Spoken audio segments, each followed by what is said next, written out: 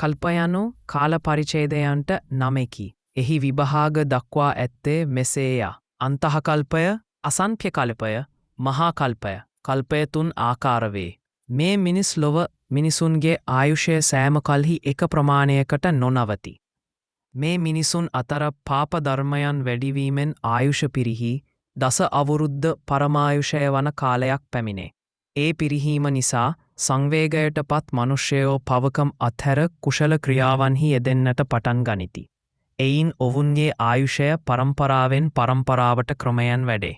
අන්තිමට වයස වර්ෂ අසංඛ්‍ය දක්වා වැඩි අසංඛ්‍ය වර්ෂායුෂ ඇති මනුෂ්‍යයන් සිටින කාලයක් ඇතිවේ.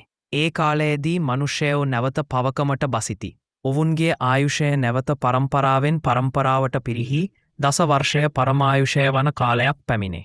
මෙසේ මිනිසාගේ වයස දස අවුරුද්දේ පටන් අසංඛ්‍ය දක්වා වැඩි නැවත පිරිහි දස අවුරුද්ද වයසට පැමිණීමට ගතවන අති දීර්ඝ කාලය අන්තහකල්ප නම් වේ. එය මේ මහා පොළව එක් යොදුන් 3 ගවවක් වැඩීමට ගතවන කාලයක් යහයි කියනු ලැබේ. සැදුනා වූ ලෝකය එසේ පවත්වන කාලය විවර්තස්ථායී කල්ප නම් වේ. එයද හිස්ව පැවති කාලයට සමාන කාලයකි. මේ එක් අසනක්්‍ය කල්පයක ප්‍රමාණය අන්තහකල්ප 20ක් පමණ යයි සිව 60ක් පමණ යයි. එසනක්්‍ය කල්ප 4ක් මහා කල්ප නම් වේ. බුදුවරුන් ලොව පහළ වීම දක්වා ඇත්තේ මහා කල්ප ගණනිනි.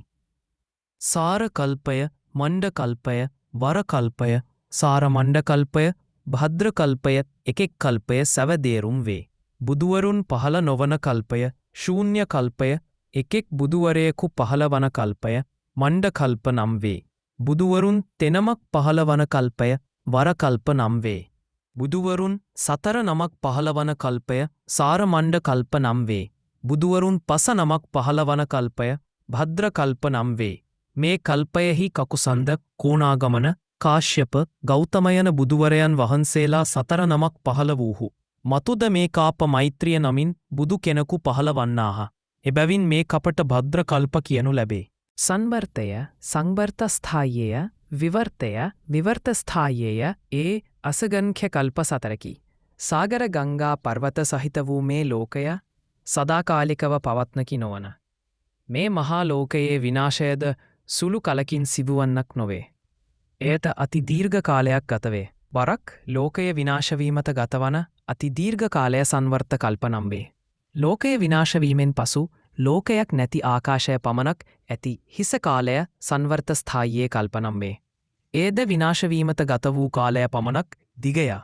දීර්ඝ කාලයක්කින් පසු නැවත ලෝකය සේදීම ආරම්භ වේ. එයද හිස්ව පැවති කාලය පමණ දිගු කාලයකි.